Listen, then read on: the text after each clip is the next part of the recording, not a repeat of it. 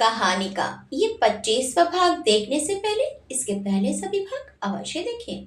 पवित्रा जी ने 2 दिन तक धारा के फोन का इंतजार किया, लेकिन धारा फोन नहीं आना था और ना ही आया।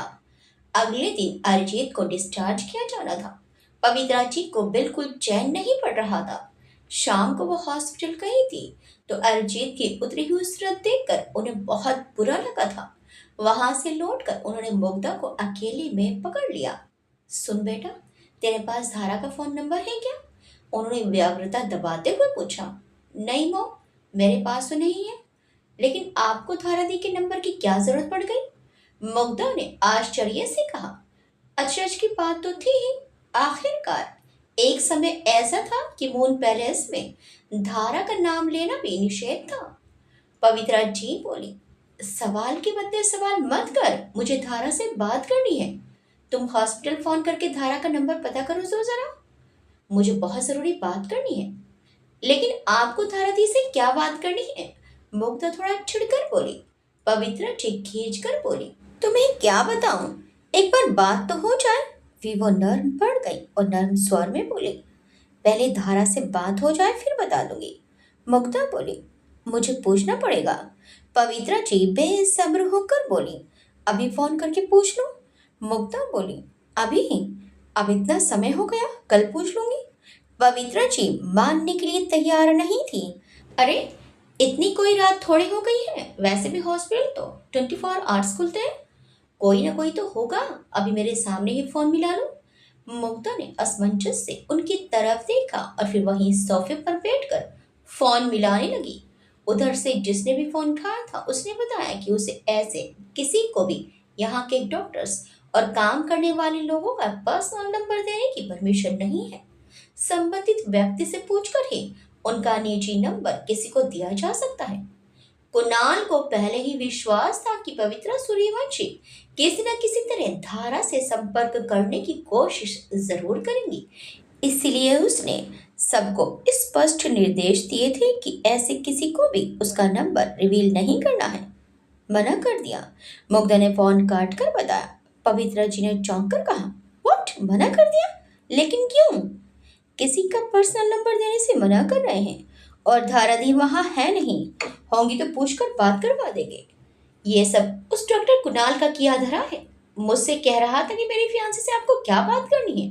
वो अपनी बात पूरी ना होते देखकर बेहद गुस्से में आ गई। मुग्धा हैरानी से बोली, आपने डॉक्टर कुणाल को फोन किया था, लेकिन क्यों?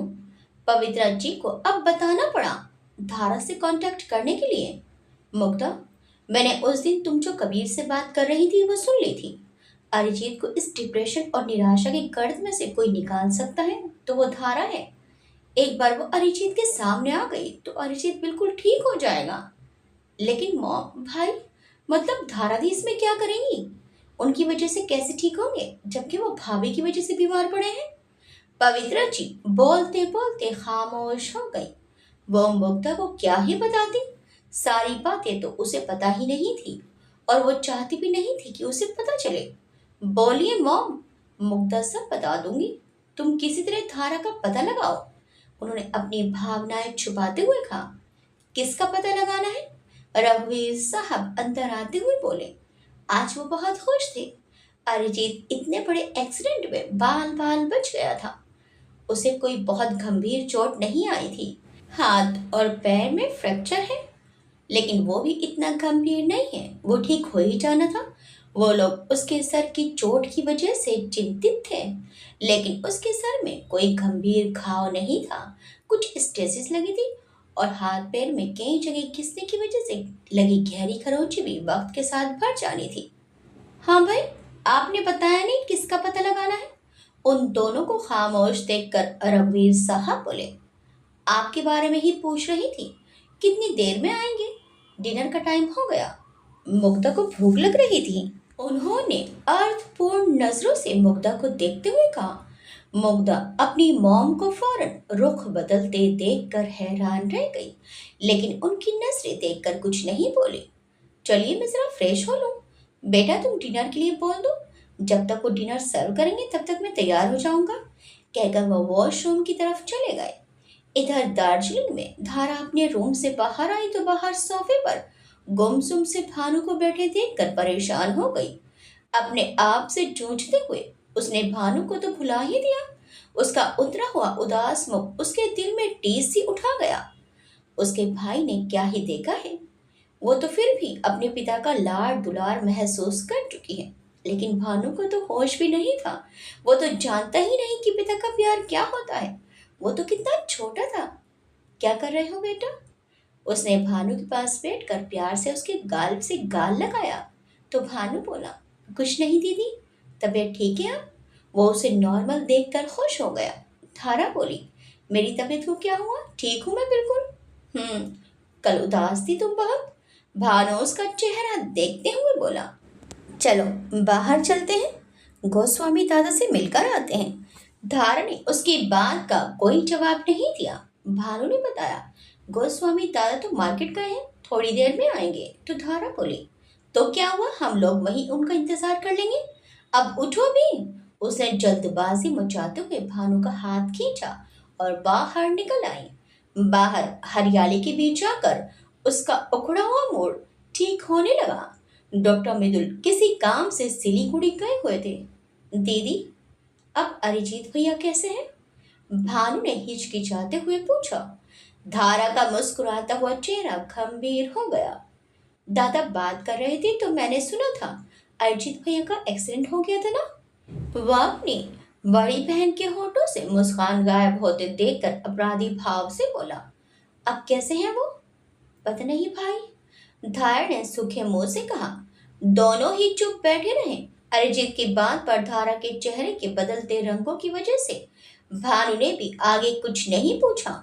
धारा जिस बात को भुलाने का प्रयास कर रही थी वो एक बार फिर उसके सामने आ गई थी। अरिजीत के बारे में वो नॉर्मल रहकर बात ही नहीं कर पाती थी। अब चले। वो जरा सी देर में उठ खड़ी हुई। भानु ने भी फिर रुकने को नहीं कहा। वो अंदर जाकर अपना होमवर्क करने लगा और धारा फिर अपने कमरे में घुस गई। पता नहीं कैसा होगा अरिजीत, कहकर उसने गहरी सांस ली। अच्छा खासा वो सब चीजों से दूर हो गई थी। पता नहीं नियति ने क्यों एक बार फिर अरिजीत के सामने लाकर खड़ा कर दिया।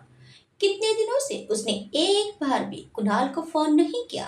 कुणाल ही बार बार डॉक्टर मृदुल को फोन करके उसके हालचाल पूछता रहता है। वो कुणाल के उपकार नहीं भूल सकती, भूलना भी नहीं चाहती। वो और उसका परिवार उन दोनों भाई बहन के प्रति कितने सहर्ष दे रहे हैं कि कभी उन लोगों को हीन भावना महसूस ही नहीं होने दिया। ठीक है कि वो कुणाल से प्यार नहीं करती, लेकिन उस जैसे बेहतरीन इंसान के लिए हमेशा उसके दिल में सम्मान रहेगा। उसने कुणाल को फोन मिला लिया। अभी एक ही रिंग गई थी कि कुणाल ने फोन उठा लिया। हेलो, उसने बेताबी से कहा। आखिर तुम्हें मेरी याद आ ही गई, वो बोला। तो उसकी आवाज में खुशी साफ झलक रही थी। कैसे हैं आप? उसने भी की आवाज में पूछा। ठीक हूँ धारा, तुम्हारे बारे में ही सोच रहा था। पता नहीं तुमने अपने आप को कैसे संभाला होगा। मैं बहुत परेशान था तुम्हारे लिए। मैं ठीक हूँ, लेकिन अभी मैं कोलाड नहीं आना चाहती। आई होप आप समझ सकते हैं कि क्यों। वह संकोच करते हुए बोली। तो कुणाल प्यार से बोला, सोके धारा, टेक योर टाइम, मैं इंतजार कर सकता हूँ। तुम किसी वजह से परेशान मत हो, अभी आराम करो, जब मन करे तब आना। भानु कैसा है और अंकल, वो कैसे हैं? धारा बोली, ठीक है, भानु दादा भी ठीक है, वो आज सिलीगुड़ी गए थे। बाहर से डॉक्टर मृदुल की आवाज आ रही थी। शायद वो सिलीगुड़ी से लौट आए थे। दादा आ गए हैं, मैं आपको बाद में फोन करूं? उसने इजाजत मांगी तो कुणाल बोला, हाँ ठीक है, गुड नाइट। गुड नाइट कहकर उसने फोन काट दिया। वो कमरे से बाहर निकली। डॉक्टर मृदुल आ चुके थे। वो और गोस्वामी दादा कुछ बातें कर रहे थे। दादा, कॉफी लाऊं आपके लिए? उसने डॉक्टर मृदुल से पूछा। तो डॉक्टर मृदुल बोले, नहीं बेटा, आज बाहर 2-3 कॉफी पी ली थी मैंने, अब बिल्कुल मन नहीं है। अभी मैं गर्म पानी से शावर लेकर आता हूँ, फिर खाना खाएंगे। हाँ हाँ जाओ, अच्छा लगेगा, सारी थकान दूर हो जाएगी, गोस्वामी दादा ने पीछे से कहा। डॉक्टर मृदुल ने पूछा, धारा बेटा, भानु कहाँ है? धारा बोली, जी अपने कमरे में है, बुलाऊं क्या? नहीं रहने दो, मैं खुद बुला लाऊंगा। तुम खाना लगाओ। डॉक्टर मितुल अपना बैग उठाकर अपने रूम की तरफ बढ़ गए। काफी देर से एक अनजान नंबर से धारा को कॉल आ रही थी। 5-6 बार कॉल आने पर तो उसने फोन उठाया नहीं, लेकिन उसके बाद भी जब रुक रुक कर कॉल आती रही तो धारा ने फोन उठा ही लिया। हेलो धारा। उसने पवित्रा सूर्यवंशी की आवाज साफ पहचान ली और उसे अपने निर्णय पर अफसोस हुआ कि उसने अनजान नंबर वाला फोन क्यों रिसीव किया। हेलो धारा, तुम सुन रही हो? मैं पवित्रा सूर्यवंशी बोल रही हूँ। मुझे तुमसे मिलना है। कब मिल सकती हूँ? उनका स्वर अधिकारपूर्ण था। क्यों मिलना है आपको मुझसे? धार ने संयत होकर कहा। तो पवित्रा जी बोली, क्यों, क्या मतलब है? मुझे मिलना है तुमसे, कुछ जरूरी बातें करनी है। तो कहाँ मिलोगी और कब? वो श्योर थी। धारा बोली, मिसेस सूर्यवंशी, मुझे नहीं लगता कि मेरी और आपकी कोई भी बात कॉमन हो सकती है। मैं हमारे मिलने का कोई औचित्य समझ नहीं पा रही हूँ। पवित्रा जी बोली, धारा, कैसे बात कर रही हो? और ये क्या तरीका है बात करने का? मैं बोल रही हूँ कि मुझे मिलना है तुमसे, जरूरी बात करनी है, लेकिन मुझे आपसे मिलने में कोई इंटरेस्ट नहीं है। मुझे आपसे नहीं मिलना है, माफ करिए प्लीज, कहकर उसने फोन काट दिया। क्या? क्या कहा तुमने? वो बोल ही रही थी लेकिन फोन कट चुका था और वो हैरानी से भर चुकी थी।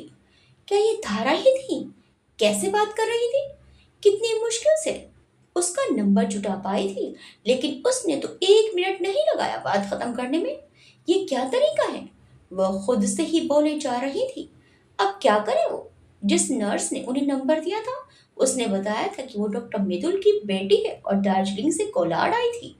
इसका मतलब ये हुआ कि डॉक्टर मृदुल ने धारा की वजह से ही अपना हॉस्पिटल छोड़ दिया था। क्या उन्होंने धारा को गोद ले लिया है? वो दार्जिलिंग के रहने वाले थे, ये तो पता था, लेकिन दार्जिलिंग में वो कहाँ रह रहे हैं ये नहीं पता था। धारा से मिलना ही पड़ेगा उन्हें और इसके लिए उसका पता निकालना बहुत जरूरी है। वो रघुवीर साहब से बात करके देखेंगी। अपने बेटे के लिए रघुवीर साहब इतना तो जरूर करेंगे। एक बार अरिजीत स्वस्थ हो जाए तो वो किसी की परवाह नहीं करेंगी। अरिजीत ठीक हो जाए तभी वो अपने अपराध बोध से बाहर निकल सकेंगी। लेकिन इस लड़की को क्या हो गया? कैसे बात कर रही थी उनसे? अच्छी जगह क्या रहने लगी? अपनी औकात भूल गई है। उनकी आंखों के सामने वही अपने में सिमटी रहने वाली धारा की शक्ल आ गई। ढंग के कपड़े तक पहनना नसीब नहीं था और वो उसका भाई, वो तो और भी बेकार था। केशव के यहाँ सही से खाने को भी नहीं मिलता था। अब डॉक्टर मितुल के साथ रहकर हमारी बराबरी करने की सोच रही है क्या? धारा की बात करने के ढंग ने उनके क्रोध की आग को भड़का दिया। खुद वो भूल गई थी कि उन्होंने धारा के साथ कैसा बर्ताव किया था। इस आशंका से कि कहीं अरिजीत धारा से शादी करने की ना सोचने लगी, उनको इतना बेचैन कर दिया था कि उनका वश नहीं चल रहा था कि धारा को कहीं हवा में ही विलीन कर देती। अरिजीत और रिया का विवाह भी इसी जल्दबाजी का नतीजा था, जिसका दुष्परिणाम उनका बेटा आज तक भुगत रहा है। उन्होंने गुस्से में फोन एक तरफ फेंकना चाहा, तभी उनकी स्क्रीन पर मून पैलेस का नंबर चमकने लगा।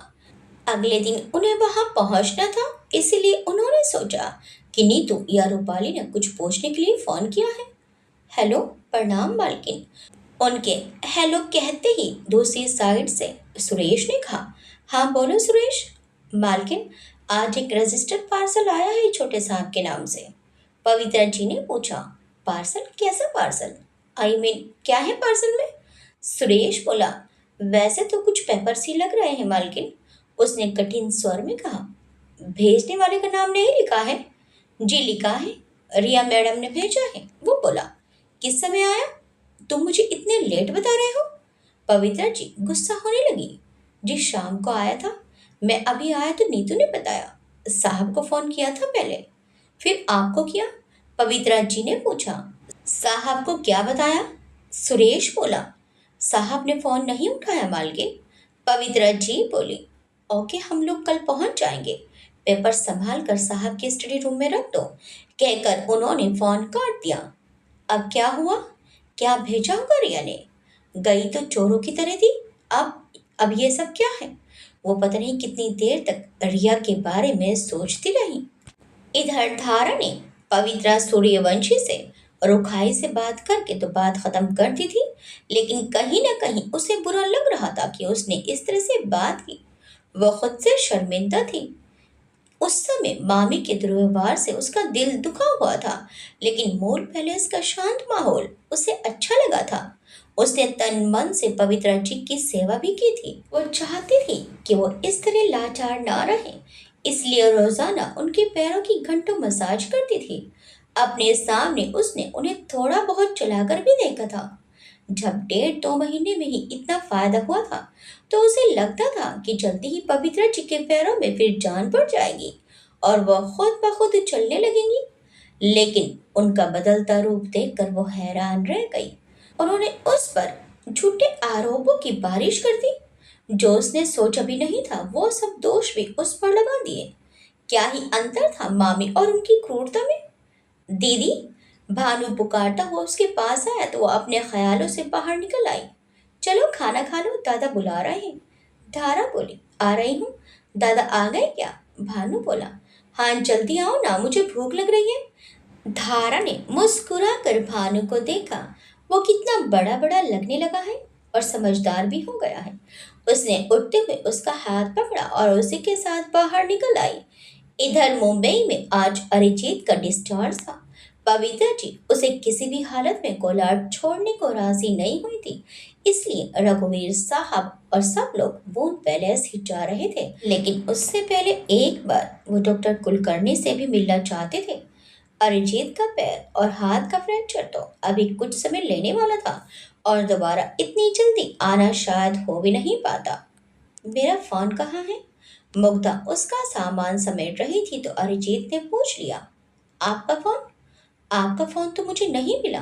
आखिरी बार कब बात की थी आपने? वो बोले। अरिजीत को याद आया कि आखिरी बार उसके फोन पर रिया की कॉल आई थी। रिया से बात करते हुए वो सड़क पर निकल आया था और फिर वो भयानक एक्सीडेंट। मुग्धा बोली, हो सकता है कि आपका फोन वहाँ कोलाड के हॉस्पिटल में हो। मैं पता करती हूँ। वो अपने फोन से हॉस्पिटल का नंबर मिलाने लगी। एक्सीडेंट के समय फोन मेरे हाथ में था। हो सकता है वो भी गिरकर टूट गया हो। अरिजीत ने उदास भाव से धीरे धीरे कहा। मुग्धा एकदम से मुड़कर उसका चेहरा देखने लगी। उसने पूछा, आप किसी से बात कर रहे थे क्या? अरिजीत ने उसे देखकर अपनी आंखें बंद कर ली। मुग्धा ने फिर पूछा, भाई आप किससे बात कर रहे थे? एकदम मुग्धा के मन में आया कि कहीं कोई ऐसी बात तो नहीं थी जिसने उनके दिमाग पर इतना प्रेशर डाला कि वो संभल नहीं पाए और उनका एक्सीडेंट हो गया। जब से एक्सीडेंट के बाद कबीर को पता चली थी, तभी से वो 2-3 बार पूछ चुका था कि अरिजीत भाई इतनी तेज बारिश में बीच सड़क पर क्या कर रहे थे। उस समय तो उसने कबीर की बात को महत्व नहीं दिया, लेकिन अब उसके दिल में भी खटका सा लगा कि वाकई अरिजीत इतनी तेज बरसात में सड़क पर क्यों था। भाई आपने बताया नहीं, किसका फोन आया था आपके पास? हम लोगों को तो आपके एक्सीडेंट का पवन के फोन से पता चला था। उस समय किससे बात कर रहे थे आप? वो उसके चेहरे पर नजरें गड़ाए पूछ रही थी। अरिजीत उदास स्वर में बोला, रिया की कॉल थी। वो डिवोर्स लेने के बारे में कह रही थी। वो जर्मनी में अपने दोस्त विधान के साथ है। जल्दी ही वो लोग शादी करने वाले हैं। टूटे उदास स्वर में बोलते अपने भाई पर मुग्धा को बहुत तरस आया। उसने अपने मन में सोचा, ओह, तभी मैं सोचूं कि इतनी बारिश में भीगते हुए आप सड़क पर क्यों थे? तो ये बात थी, कबीर सही सोच रहे थे। उसके भाई के मन को उत्तेजित करने वाली रिया थी। वो वैसे ही एक्यूट डिप्रेशन से लड़ रहा था और उस पर रिया ने फोन करके उसका टेंशन और बढ़ा दिया। मुग्धा बोली, पद्री आपका फोन किससे मिला होगा? अगर किसी सही बंदे को मिला होता तो उसने तो लौटा दिया होता। उसने अरिजीत को ख्यालों से बाहर निकालने के लिए बात बदल दी। अरिजीत सुनी सुनी आंखों से उसे देखता रहा। मुग्धा की बातें सुनकर एक बार फिर रिया की खिलखिलाती आवाज उसके कानों में गूंजने लगी। कितनी खुश थी वो। बता रही थी कि प्रेग्नेंट भी है। अच्छा ही है, कोई तो खुश रहे। रिया को अब वो इतना गलत नहीं समझ रहा था। अगर उसने रिश्ता नहीं निभाया तो वो भी कब मन से उसके साथ था। वो भी तो अपनी मॉम के दबाव में उसके साथ बंधन में बंधा था। लेकिन उसने जैसे भी था ये शादी निभाने का सोचा था। जबकि रिया उसे ऐसे समय में अकेला छोड़ गई जब उसे किसी की देखभाल की सबसे ज्यादा जरूरत थी। अब रिया के सुखी जीवन में वो कोई अड़ंगा नहीं लगाएगा। वो अगर उसे छोड़कर विधान के साथ खुश है तो उसे खुश रहने दो। अच्छा है अब वो भी आजाद है, एक अनचाहे बंधन से मुक्त है। वो अब ऐसे ही रहेगा। मॉम ने अपनी मनमर्जी कर ली, लेकिन अब वो अपने जीवन के निर्णय खुद लेगा। मुग्धा ने कबीर को बताया कि उनका अनुमान सही था। अरिजीत रिया से बात करने के बाद बड़ी खराब मन स्थिति में बाहर निकला था और शायद इसीलिए वो तेज बारिश में भीगते हुए कार से टकराकर इतनी बुरी तरह घायल हो गया था। मैं आप लोगों के साथ नहीं जाऊंगा, मुझे वापस कोलार जाना है। अरिजीत ने उन लोगों के साथ जाने से मना कर दिया। अरिजीत की बात सुनकर पवित्रा जी तेज स्वर में बोली, नहीं बेटा, बिल्कुल नहीं। एक बार तुम्हें छोड़ा तो तुम मरते मरते बचे हो। इतना भयानक एक्सीडेंट हुआ था। अब मैं तुम्हें अकेला नहीं छोड़ सकती। फालतू की जिद मत करो। अरिजीत ने उनको कोई जवाब नहीं दिया। मुग्धा, मेरा कोई सामान पैक मत करना, मैं यहाँ से कोलार जाऊंगा। उसने दृढ़ स्वर में मुग्धा से कहा। क्या कह रहे हो अरिजीत? तुम्हें अपने मॉम पापा की जरा भी चिंता नहीं है? हम कितना परेशान रहेंगे तुम्हारे बिना। पवित्रा जी ने मनुहार करते हुए कहा। रघुवीर साहब और मुग्धा चुप होकर दोनों का मुंह देख रहे थे। मॉम, इसमें परेशान होने की क्या बात है? मैं कोई छोटा बच्चा नहीं हूँ। और जहां तक एक्सीडेंट की बात है तो क्या पता मून पैलेस में ही कोई दुर्घटना हो जाए और मैं वहां मर जाऊं। कैसी बातें कर रहा है? आप कुछ कहते क्यों नहीं? पवित्रा जी का कहते हुए गला भर्रा गया। रघुवीर साहब ने अरिजीत की तरफ देखा और उसके पास आकर उसके कंधे पर हाथ रखकर बोले, बेटा, अभी तुम्हारे हाथ और पैर दोनों में प्लास्टर है। पवन अकेले कैसे संभाल पाएगा? अभी हमारे साथ चलो। ठीक होने के बाद जब जिस दिन कोलार जाना चाहोगे कोई नहीं रोकेगा तुम्हें। लेकिन बाबा, वो कुछ बोलना चाहता था, फिर कुछ सोचकर चुप हो गया। पवित्रा जी असहिष्णु भाव से दोनों बाप बेटों को घूर रही थी। उन्हें लगा कि कहीं धारा की वजह से तो वो कोलार नहीं जाना चाहता। क्या पता उसे किसी तरह पता चल गया कि धारा वही कोलार में है। लेकिन पवन तो बता रहा था कि अरिजीत का हॉस्पिटल पहुंचने के थोड़ी देर बाद ही एक्सीडेंट हो गया था और उसके बाद वो हम लोगों के पहुंचने पर ही होश में आया है। चलिए पवित्रा, आपको नीचे ले चलो। रघुवीर साहब ने पवित्रा जी की व्हील चेयर पकड़ी और लिफ्ट की तरफ ले जाने लगे। बाबा, सब लोग साथ ही चलते हैं, मुग्धा ने कहा तो रघुवीर साहब बोले, बेटा तुम और अरिजीत आ जाना, मैं पवित्रा को ले जा रहा हूँ। नीचे से लगेज के लिए किसी को भेजता हूँ। वो पवित्रा जी की चेयर संभाल कर रूम से बाहर निकल गए। कमरे से बाहर आते ही पवित्रा जी बोली, आपने अरिजीत से कहा क्यों नहीं कि आप उसे अकेले नहीं जाने देंगे? मुझे उसके लिए डर लगता है। 2 बार अकेले छोड़ा और दोनों बार ही कुछ ना कुछ हो ही गया। पहले रिया के साथ गया तो तबीयत खराब हो गई और अब यहाँ एक्सीडेंट में बाल बाल बचा। वो गुस्से से बोले जा रही थी तो रघुवीर साहब बोले, पवित्रा, मेरी बात सुनिए। आपको मैं कितनी बार समझाऊं कि बच्चे अब बड़े हो गए हैं, मैच्योर हैं, वो अपना डिसीजन ले सकते हैं। लेकिन अभी अरिजीत की तबीयत भी ठीक नहीं है, वो चिढ़ गई। रघुवीर साहब बोले, डॉक्टर ने क्या कहा था शायद आपको याद नहीं। अरिजीत पर मेंटल प्रेशर नहीं डालना है। वो गुस्से में आ गई। वो बच्चा नहीं है, अपनी केयर कर सकता है। आपको कितना कह चुका हूँ, बच्चों को अपनी लाइफ जीने दीजिए, उनके जीवन को कंट्रोल करना छोड़ दीजिए। उनका स्वर ना चाहते हुए भी कठोर हो गया। पवित्र जी खामोश हो गई। रघुवीर साहब छोटी छोटी बात पर कभी गुस्सा नहीं होते हैं, लेकिन जब उन्हें गुस्सा आता है तो फिर वो किसी की नहीं सुनते। उन लोगों को थोड़ा ही इंतजार करना पड़ा। अरिजीत और मुग्धा भी नीचे आ गए। वहां से वो लोग सीधे एयरपोर्ट के लिए निकल गए। अरिजीत का मन तो नहीं था, लेकिन रघुवीर साहब के कहने के बाद उसने घर जाने का विरोध नहीं किया। पवित्रा जी ने जाते ही वो रजिस्टर्ड पार्सल मंगवाया जिसके बारे में सुरेश ने बताया था। रिया ने म्यूचुअल कंसेंट से डिवोर्स लेने के लिए पेपर्स तैयार करवा कर भेजे थे। उन्हें देखते ही पवित्रा जी के दिल में आग लग गई और उन्होंने उसी समय फोन करके रिया की मॉम श्वेता को खूब उल्टा सीधा सुनाया। उन्होंने अपने दोस्त शालिनी को भी नहीं छोड़ा। गुस्से में आकर उसको भी अच्छी तरह फटकारा और कहा कि वो लोग भी इस षड्यंत्र में शामिल थे। तभी तो उन्होंने रिया की करतूतों की भनक नहीं लगने दी। रिया की मॉम तो चुपचाप सुनती रही, क्योंकि उनकी बेटी ने कारनामा ही ऐसा किया था। लेकिन शालिनी पवित्र जी को अपनी सफाई देती रही। रिया की वजह से उन्हें अपने ससुराल में भी सुनना पड़ रहा था। इधर दार्जिलिंग में धारा धीरे धीरे फिर सामान्य होने लगी। कुणाल लगभग रोज ही फोन कर लेता था। धारा जानती थी कि वो उसका ध्यान बटाए रखने की वजह से सारे दिन बेतहाशा व्यस्त रहने के बाद भी समय निकाल कर उसे रोज फोन करता है।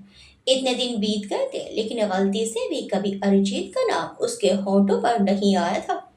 उधर पवित्रा जी बहुत बेसब्री से चुपचाप पता लगवा रही थी कि डॉक्टर मृदुल दार्जिलिंग में कहाँ रह रहे हैं। उन्होंने सोच लिया था कि अगर धारा दार्जिलिंग में नहीं मिली तो वो उससे मिलने कोलाड भी जाएंगी। फोन पर कुछ भी बोल देना बहुत आसान होता है, लेकिन उनके सामने देखते हैं कि धारा के मुंह से बोल कैसे फूटते हैं। अरिजीत को पूर्ण रूप से स्वस्थ करने के लिए अभी और कोई उपाय उन्हें समझ नहीं आ रहा था। इसी मानसिक उलझन में पड़कर वो एक दिन गुरुजी से मिलने चली गई, लेकिन गुरुजी का आश्रम सूना पड़ा हुआ था। दो चार सेवक और उनके कुछ शिष्यों के अलावा आश्रम में कोई नहीं था। पता चला कि गुरुजी रामेश्वरम की यात्रा पर गए थे। वो 3 महीने बाद ही लौटने वाले थे। पवित्रा जी निराश मन से लौट आई। उन्होंने सोचा था कि अरिजीत को ले जाकर एक दिन गुरुजी से मिलवा लाएंगी, जिससे उसके बिखरे मन को भी थोड़ी शांति मिलेगी। उन्होंने रघुवीर साहब को रिया के भेजे हुए पेपर्स दिखाए तो वो उन्हें अपनी फर्म के वकील के पास ले गए। वकील ने भी यही कहा कि अगर अरिजीत भी छुटकारा पाना चाहता है तो अभी म्यूचुअल कंसेंट से डिवोर्स बहुत जल्दी हो जाएगा, क्योंकि रिया की तरफ से कोई शर्त नहीं रखी गई है। रघुवीर साहब एक बार अरिजीत से इस बारे में बात करना चाहते थे। मुग्धा ने उन्हें बता दिया था कि एक्सीडेंट से ठीक पहले रिया का फोन आया था और उसने अरिजीत को डिवोर्स के बाद विधान से शादी करने की बात कही थी। इस वजह से उन्हें थोड़ा डर भी लग रहा था कि कहीं इन बातों का अरिजीत पर कोई विपरीत प्रभाव ना पड़े। लेकिन बिना उसकी मर्जी जाने वो उसकी लाइफ से जुड़ा कोई भी निर्णय लेना नहीं चाहते थे। एक दिन मौका देखकर उन्होंने सामान्य भाव से अरिजीत को रिया द्वारा भेजे गए पेपर्स के बारे में बता ही दिया। अरिजीत काफी देर तक खामोश रहा और वो दोनों बैठकर उसके चेहरे पर बनते बिगड़ते भाव देखते रहे। इस रिश्ते को जोड़ने के लिए उसके मॉम ने क्या कुछ नहीं किया और आज इसके खत्म होने का समय आ गया, पर उसे इससे क्या हासिल हुआ? कुछ भी तो नहीं। शायद इस रिश्ते का यही अंजाम होना था, तभी तो उसका दिल ये रिश्ता नहीं जोड़ना चाहता था। आखिर में वो बोला तो उसका गला भर आया और उसने पेपर्स मांगे और अपने साइन करके रघुवीर साहब को पकड़ा दिए। रघुवीर साहब बोले, कुछ कहना नहीं है बेटा?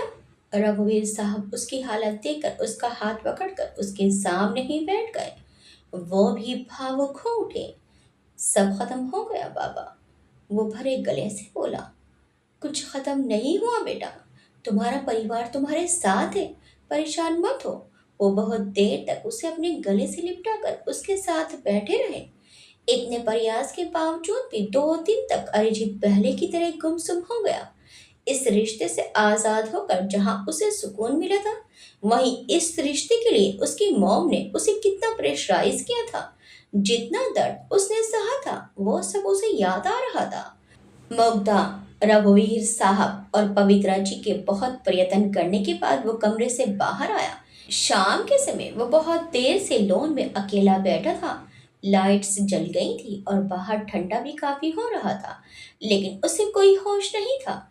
रघुवीर साहब आज सुबह ही बहुत जरूरी काम से दिल्ली गए हुए थे। पवित्रा जी ने दूर से उसे अकेला बैठा देखा तो उनकी आंखें गीली हो गई। आजकल वो उनसे बहुत उखड़ा उखड़ा रहता था। वो अपनी व्हील चेयर चलाती हुई उसके पास चली गई। अरिजीत, क्या सोच रहे हो बेटा? उन्होंने प्यार भरे स्वर में कहा। अरिजीत ने एक नजर बसुट की तरफ देखा और चुप बैठा रहा। पवित्रा जी बोली, ऐसे उदास मत हो बेटा, तुम्हें ऐसे देखकर बहुत तकलीफ होती है। तुम्हारी खुशी के लिए हम लोग सब कुछ करेंगे। तुम ही तो हमारे सब कुछ हो। वो भावहीन स्वर में बोली। अरिजीत अभी भी खामोश था। तुम एक बार फिर अच्छी जिंदगी गुजारोगे। मैं तुम्हारी खुशी के लिए धारा को भी ले आऊंगी। अरिजीत ने धारा का नाम सुनते ही चौंक कर उनकी तरफ देखा। हाँ, वो खुशी खुशी बताने लगी। मैंने धारा को ढूंढ लिया है। जल्दी ही मैं उसे तुम्हारे सामने खड़ा कर दूंगी। ओह, उस नौकरानी का मौन पहले इसमें क्या काम है मॉम? अरिजीत ने तीखे व्यंग भरे अंदाज में कहा। वो गमार दो कौड़ी की लड़की, वो उन्हीं की कही बात दोहराते हुए अजीब ढंग से हंसा। पवित्रा जी बोली, अपने बेटे की खुशी के लिए मैं कुछ भी करने को तैयार हूँ। धारा जब यहाँ आ जाएगी तो उसका स्टैंडर्ड भी बढ़ जाएगा। बस करिए मॉम, अरिजीत जोर से चिल्लाया। बस करिए आप। धारा कोई खिलौना है क्या? जब मन किया रख लिया, जब मन किया फेंक दिया। उसका कोई आत्मसम्मान नहीं है? ये क्या कम था कि आपने उसे घर से निकाल दिया? उसे हॉस्पिटल जाकर क्या कुछ नहीं सुनाया आपने? मुझे धारा नहीं चाहिए मॉम। वो बिलखने लगा। मुझे कुछ नहीं चाहिए। आप बस मुझे अकेला छोड़ दीजिए। जाइए यहाँ से। वो जोर जोर से रो रहा था। पवित्र जी स्तब्ध सी उसे देखी जा रही थी। आप जाइए यहाँ से, या तो मैं ही चला जाता हूँ। उसने झटके से अपनी चेयर बढ़ाई और गिरते गिरते बचा। तेज तेज आवाजें सुनकर नीतू, रूपाली और मुग्धा भी भागते हुए चले आ रहे थे। गेट पर खड़े गार्ड्स भी मुड़कर उधर देख रहे थे, लेकिन माँ बेटी की बात के बीच हस्तक्षेप करने की उनकी हिम्मत नहीं थी। क्या हुआ मॉम? क्या हुआ भाई को? बिलक बिलक कर रोते अपने भाई को देखकर मुग्धा का कलेजा मुंह को आ गया। पविता जी का दिल डूब रहा था। उन्होंने अपनी चेयर घुमाई और आंसू रोकने की कोशिश करते हुए अंदर की तरफ बढ़ गई। पीछे से अरिजीत को संभालती हुई मुग्धा की आवाज सुनाई दे रही थी। अरिजीत अभी भी रो रहा था और उसकी सिसकियां पवित्रा जी का कलेजा चीर रही थी। पवित्रा जी अपने बेडरूम में आकर पपक कर रो पड़ी। वो आंसुओं को रोकने की कोशिश कर रही थी, लेकिन आंसू थे कि बहते ही जा रहे थे। क्या हो गया है अरिजीत को? क्यों इतनी नफरत करने लगा है अपनी मॉम से? उसकी आंखों में झलकती अजनबियत और नफरत वो सहन नहीं कर पा रही है। क्या बुरा किया उन्होंने उसके साथ, उसे उस लड़की से दूर करके? क्योंकि जीवन का अनुभव है उन्हें। जब माँ होकर भी वो उसकी सुंदरता से डरने लगी थी, तो रिया धारा वो कैसे बर्दाश्त कर पाती? क्या उनके पढ़े लिखे उच्च शिक्षित खानदानी बेटे के लिए वो लड़की ठीक थी? वो क्यों नहीं समझ रहा है कि उसकी भलाई के लिए ही उन्होंने ये कदम उठाया था? मॉम, आप ठीक तो हैं? क्या हुआ आप दोनों के बीच? क्यों एकदम आपस से बाहर हो रहे हैं भाई? मुग्धा बहुत परेशान होकर उनके पास आई। पविता जी ने पूछा, अरिजीत कहाँ है? उसके साथ रहना था तुम्हें। मैं ठीक हूँ मुग्धा, तुम उसके पास जाओ। मुग्धा बोली, भाई ठीक है आप क्यों इतनी दुखी हैं? बताइए ना, क्या परेशानी है? क्या हुआ? कुछ नहीं हुआ मुग्धा, वो भी के स्वर में बोली। मैं तो उसे दिलासा दे रही थी, उसको खुश देखना चाहती हूँ। पता नहीं वो मुझसे क्यों नाराज है। वो फिर से सिसकने लगी तो मुग्धा बोली, अरे मॉम, आप तो इतनी हिम्मती हैं। आप कब से ऐसे कमजोर पड़ने लगी? प्लीज संभालिए अपने आप को। मुग्धा आकर उनसे लिपट गई। वास्तव में पवित्रा जी को उसने पहली बार ऐसे कमजोर पड़ते देखा था। पवित्रा जी बोली, तुम मुझे बताओ, क्या धारा तुम्हारे भाई के लायक थी?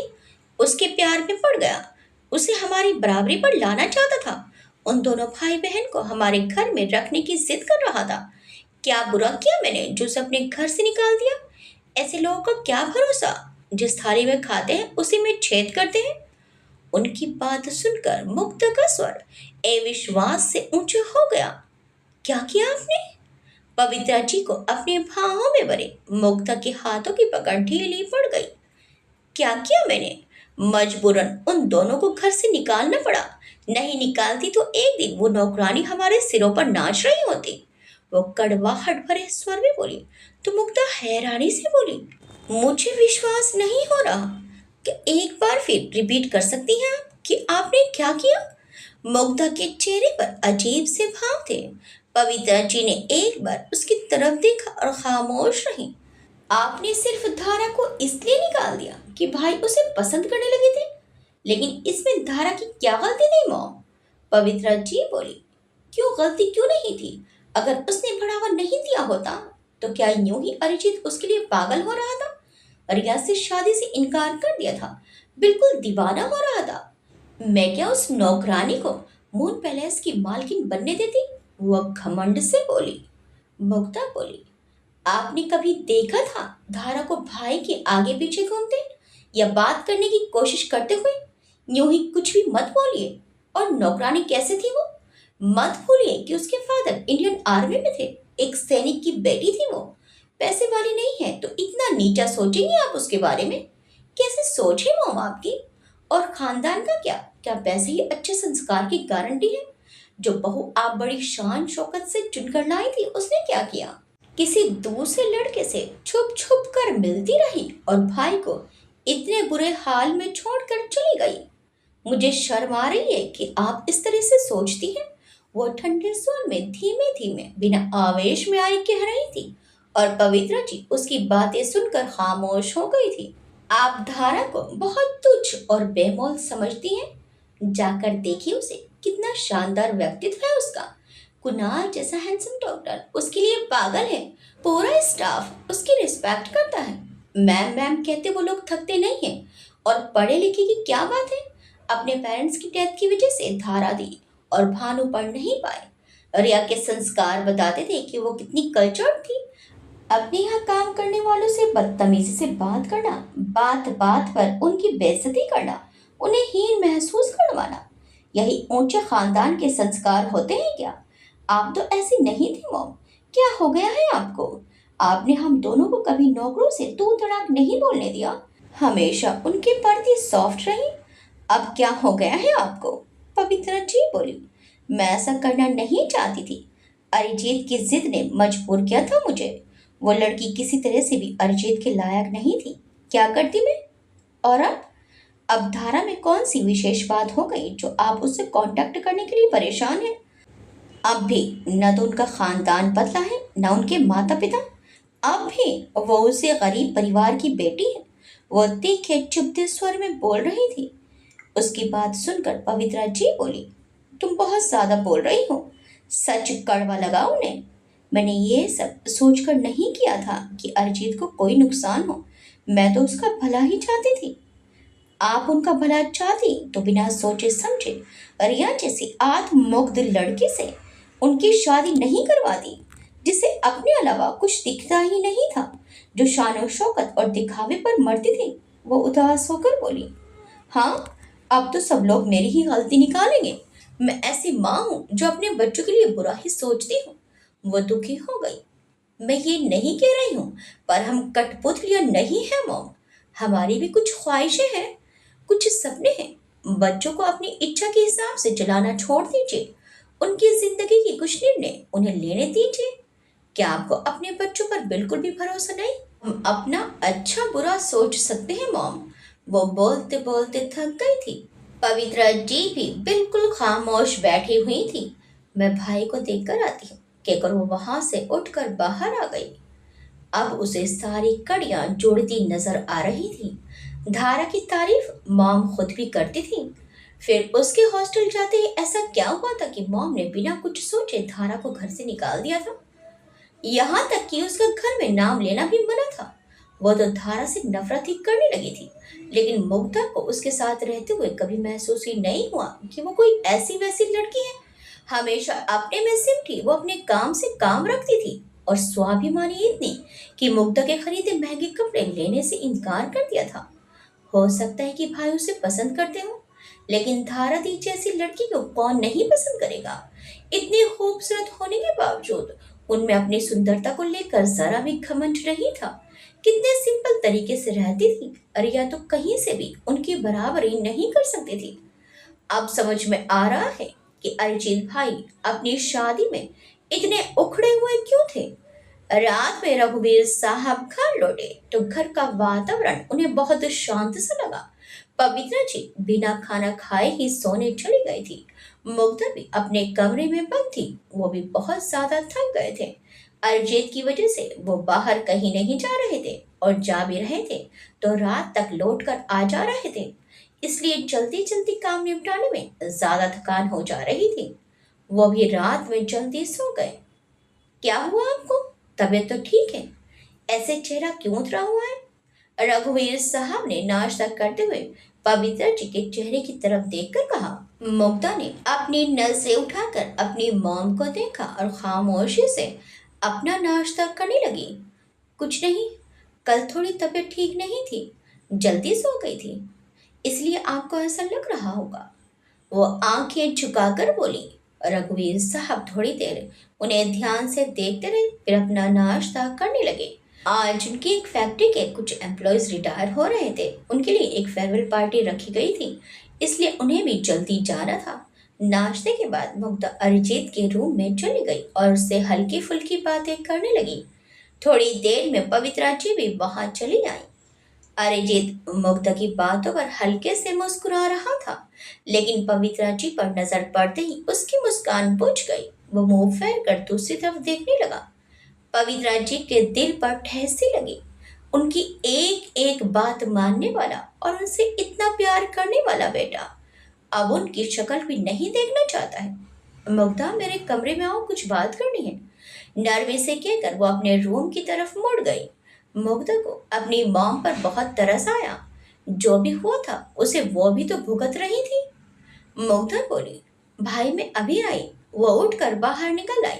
पवित्रा जी के रूम में जाकर उसने देखा कि वो खिड़की से बाहर टकटकी लगाए देख रही थी।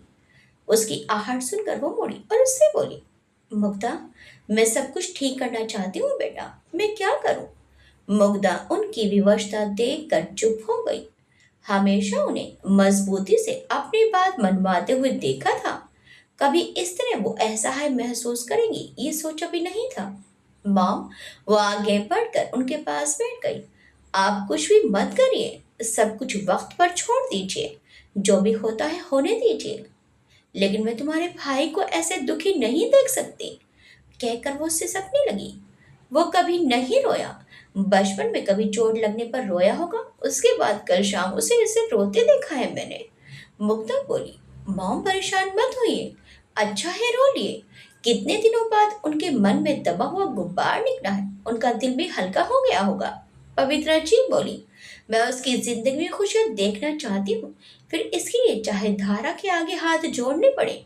उसकी खुशियां मैंने बर्बाद की हैं, मैं ही उसकी खुशी के लिए सब कुछ करूंगी। मुग्धा बोली, ऐसा कुछ नहीं होगा, आप क्यों इतनी दुखी हो रही हैं? धीरे धीरे सब ठीक हो जाएगा। वो उनके बालों पर प्यार से हाथ फेरती रही और उन्हें दिलासा देती रही। पवित्रा जी भी उसके और नजदीक होकर वैसे ही बैठी रही। इधर कुणाल महसूस कर रहा था कि धारा बात करते करते कभी कभी खो जाती है। वो उससे प्रयास सहज रहने की कोशिश करती है, लेकिन उसकी सहजता दिनों दिन खत्म होती जा रही है। वो भी इस बात को समझ रही है, इसलिए इस कमी को दूर करने के लिए वो अपनी आदत के विपरीत बिना वजह हंसने लगी है, इधर उधर की बातें करती है। जितना धारा की कोशिशें बढ़ रही है, उतना कुणाल का दुख बढ़ता जा रहा है। धारा का मन कहाँ अटका हुआ है, कुणाल को समझने में समय नहीं लगा, पर धारा इस सच को झुठला देना चाहती है। वो कुणाल को दिखाना चाहती है कि वो बहुत खुश है, उसे कोई परेशानी नहीं है। इस दिखावे के चक्कर में वो जैसे बिना उत्साह और खुशी के उत्साहित होकर बात करती है। वो चीज कुणाल फौरन समझ जाता है और उसे धारा के लिए दुख भी होता है। वो उससे अपने मनोभाव छिपाने के लिए लगातार बोलती है। घर में भी उसका वही हाल है। भानु और डॉक्टर मितुल के सामने खूब खुश होने का अभिनय करती है। कुणाल को कई बार उस पर दया आने लगती। वो अंदर ही अंदर खुद की भावनाओं से लड़ रही थी। कई बार उसका मन करता कि धारा को इस सो कॉल्ड नकली खुशी के लिए टोक दे, लेकिन फिर कुछ सोच कर रुक जाता। इधर मून पैलेस में उस शाम की घटना के बाद अरिजीत पवित्रा जी से कुछ कटक कटा रहने लगा था। इस बात को सभी ने महसूस किया, लेकिन अरिजीत की हालत देखते हुए किसी ने उससे कुछ नहीं कहा। यहाँ तक रघुवीर साहब भी खामोश रहे। पवित्र जी चुपचाप अपने मिशन में जुटी हुई थी। उन्होंने डॉक्टर मृदुल का पता तो लगा लिया था, लेकिन इस बार वो रघुवीर साहब की अनुमति के बिना कोई भी कदम नहीं उठाना चाहती थी। सुनिए, अरिजीत के बारे में कुछ सोचा है आपने? एक दिन रघुवीर साहब को अच्छे मूड में देखकर उन्होंने पूछ लिया। रघुवीर साहब बोले, क्या मतलब? मैं समझा नहीं, क्या सोचना है उसके बारे में? धीरे धीरे ठीक हो रहा है वो। और उसके बारे में क्या सोचे? पवित्रा जी बोली। वो क्या सारी जिंदगी यूं ही अकेला रहेगा? अब तो रिया वाला चैप्टर भी क्लोज हो गया, जल्दी ही डिवोर्स भी हो ही जाएगा। रघुवीर साहब ने देखा कि पवित्रा जी की आशा भरी नजरें उनके चेहरे पर टिकी हुई थी। पवित्रा, आपको क्या होता जा रहा है? क्लोज कहने से सब कुछ क्लोज हो जाता है क्या? जिंदगी है ये, इतनी आसानी से किसी से जुड़ी भावनाएं खत्म नहीं हो जाती। और वैसे भी उसे अपने को नॉर्मल करने के लिए थोड़ा समय दीजिए। वो उन्हें प्यार से समझाते हुए बोले तो पवित्रा जी बोली, मैं मानती हूँ कि अरिजीत अभी पूरी तरह ठीक नहीं है और शायद आगे बढ़ने को भी तैयार नहीं होगा। लेकिन रिया जा चुकी है अब, और अरिजीत अभी भी वहीं रुका हुआ है। आप खुद ही सोचिए, जब तक उसके पास नई खुशियां नहीं आएंगी, वो पुरानी बातें कैसे भूलेगा? आपने शायद कुछ सोच रखा है उसके लिए। उन्होंने गहरी नजरों से उनकी तरफ देखा। नहीं नहीं, वो हड़बड़ा गई। वो जल्दबाजी में कोई कमजोर कदम नहीं उठाना चाहती थी। ऐसा कुछ नहीं है, मैं तो बस इतना चाहती हूँ कि अरिजीत पूरी तरह स्वस्थ हो जाए, मेरा हंसता मुस्कुराता बेटा मुझे वापस मिल जाए। वो हसरत भरे अंदाज में बोली। तो रघुवीर साहब बोले, उसे समय दीजिए। उस पर किसी तरह का कोई मेंटल प्रेशर उसे पहले से भी बुरी स्थिति में पहुंचा सकता है। मैंने आपको बताया नहीं था, लेकिन पहले वाले डॉक्टर तो उसे मेंटल असाइलम में भेजने को कह रहे थे कि कहीं वो अपने आप को नुकसान ना पहुंचा ले। बेवकूफी वाली बातें करते हैं डॉक्टर, वो भला अपने आप को नुकसान क्यों पहुंचाएगा? बिल्कुल नॉर्मल है वो। पवित्रा जी ने कहा तो रघुवीर साहब उन्हें सचेत करते हुए बोले, अब ये मत सोचिए कि वो नॉर्मल हो गया है। अभी वो उस हालत से बाहर नहीं निकला है, बस थोड़ा संभल गया है। उसकी ऐसी हालत नहीं होती तो मैं उसे कोलार भेज देता, जहां वो जल्दी नॉर्मल हो सकता है। पवित्रा जी बोली, आप मत भेजिए उसे, वो फिर कोई नुकसान ना उठा ले।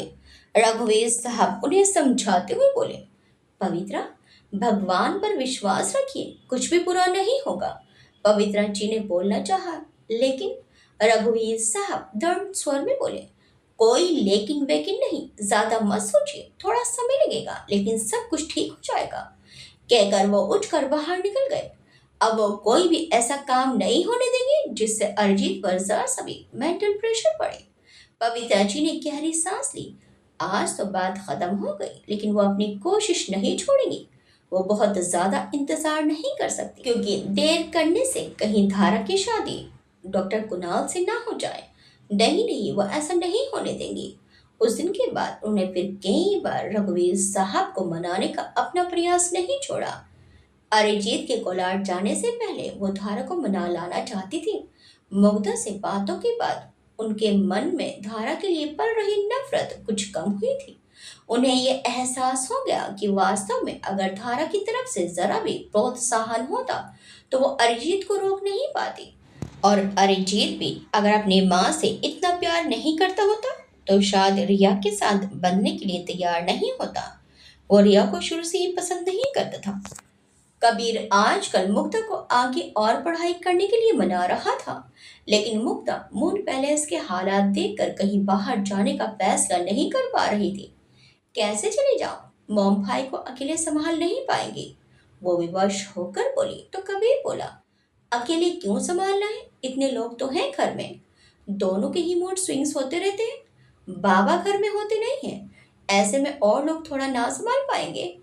मग्धा अपनी मॉम और भाई के बीच के तनाव के बारे में नहीं बताना चाहती थी। फिर जब तुम यहाँ आ जाओगी फिर क्या होगा? वो हल्के मूड में बोला। अभी कहाँ आ रही हूँ, कहकर वो भी मुस्कुरा दी। जब आऊंगी तब तक भाई पहले से बेहतर हो ही जाएंगे। कबीर बोला, वो जिससे प्यार करता है उससे मिलवा दो उसे, बिल्कुल ठीक हो जाएगा।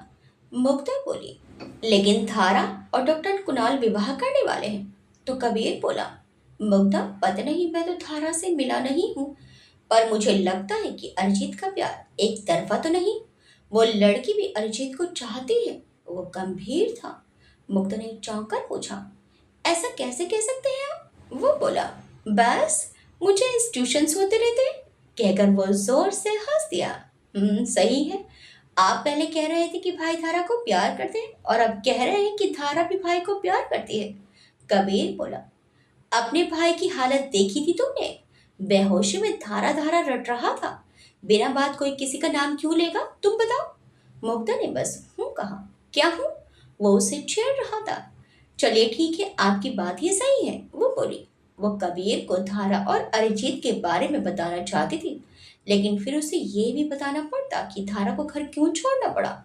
मॉम ने जो भी किया था वो बताकर वो कबीर की नजरों में अपनी माँ की इमेज खराब नहीं करना चाहती थी। कुछ बातों पर पर्दा ही पड़ा रहे तो अच्छा है।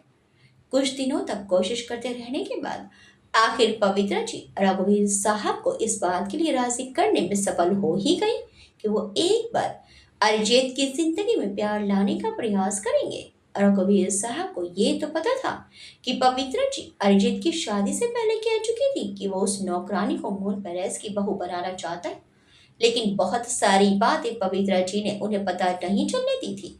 इसीलिए अरिजीत और धारा के बीच में क्या था क्या नहीं, वो कुछ नहीं जानते थे।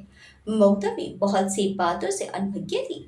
बिमला और नीतू को बहुत कुछ पता था, लेकिन वो किससे कहती। और बिमला तो अपनी शादी के बाद मून पैलेस छोड़कर जा ही चुकी थी।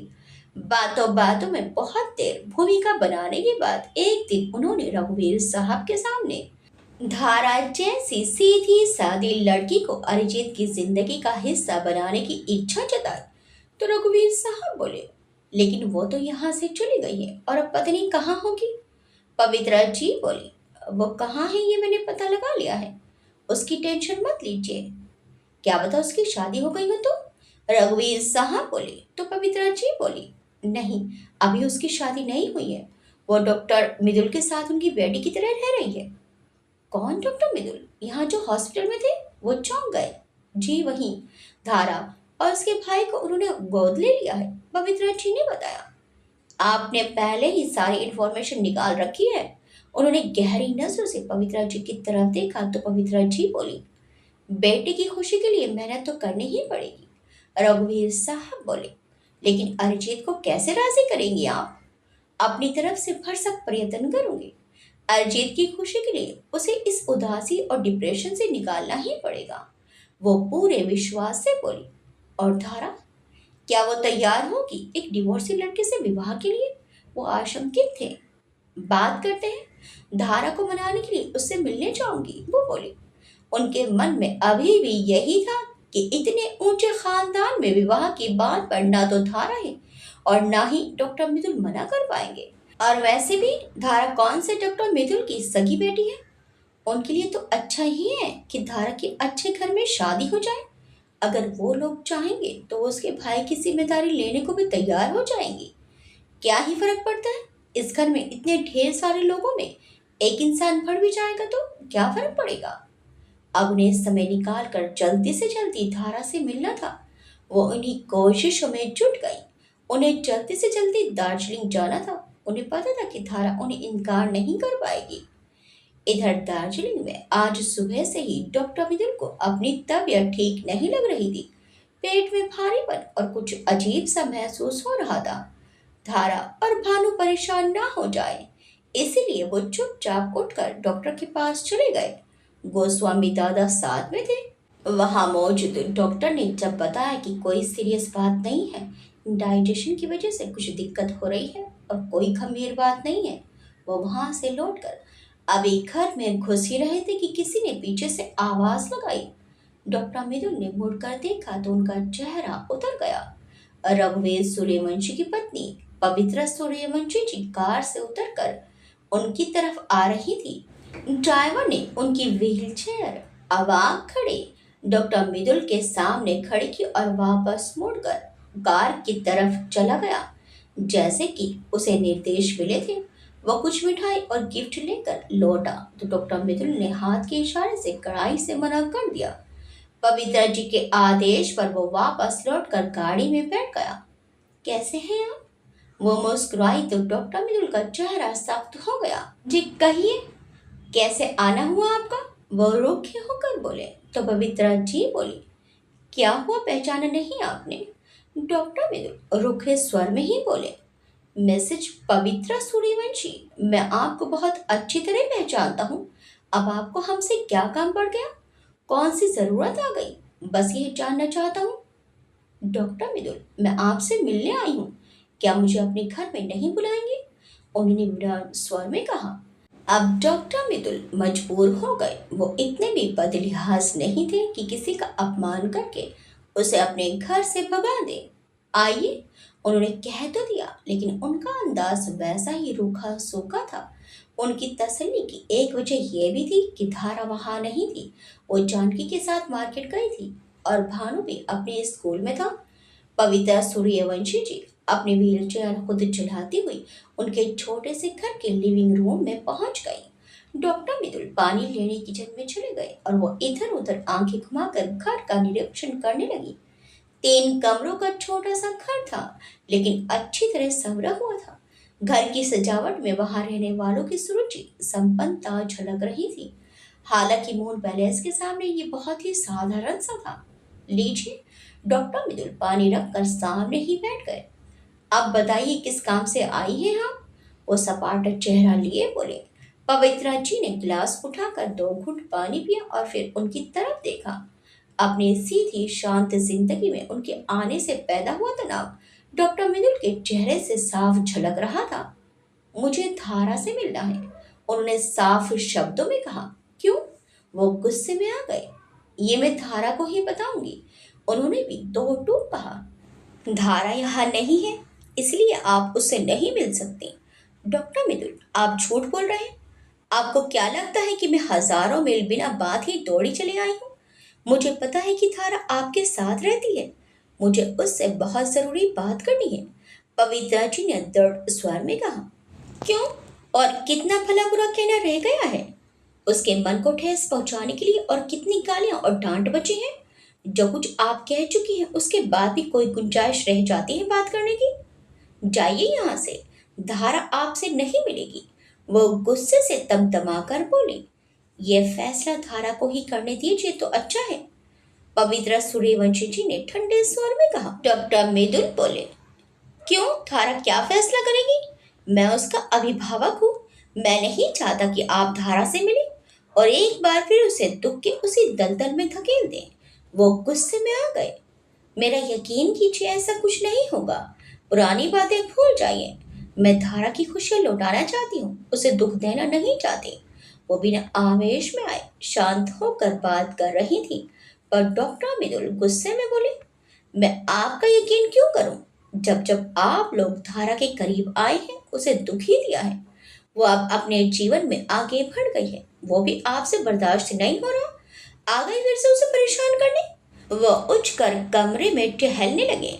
कुछ देर बाद पवित्रा जी चली गई, पर जाते जाते वो कह गई कि धारा से मिले बिना वो वापस नहीं जाएंगी, चाहे कितने भी दिन हो जाए। वो तो कहकर चली गई, पर डॉक्टर मृदुल चिंता में डूब गए। वो धारा से पवित्रा सूर्यवंशी को बिल्कुल भी नहीं मिलने देना चाहते थे। आगे क्या होगा? क्या डॉक्टर मृदुल धारा को पवित्रा जी से मिलने देंगे? धारा पवित्रा जी को क्या जवाब देगी? पवित्रा जी अब आगे क्या करेंगी? अरिजीत की मुलाकात धारा से अब कैसे होगी? अब धारा क्या करेगी? क्या कुणाल और धारा का रिश्ता आगे बढ़ पाएगा? देखिए इस कहानी के अगले भाग में। आपको ये कहानी कैसी लगी हमें कमेंट्स करके जरूर बताइएगा। वीडियो चलेगी तो वीडियो को लाइक शेयर सब्सक्राइब करना मत भूलिएगा। मिलते हैं इस कहानी के अगले भाग में। Till then bye bye.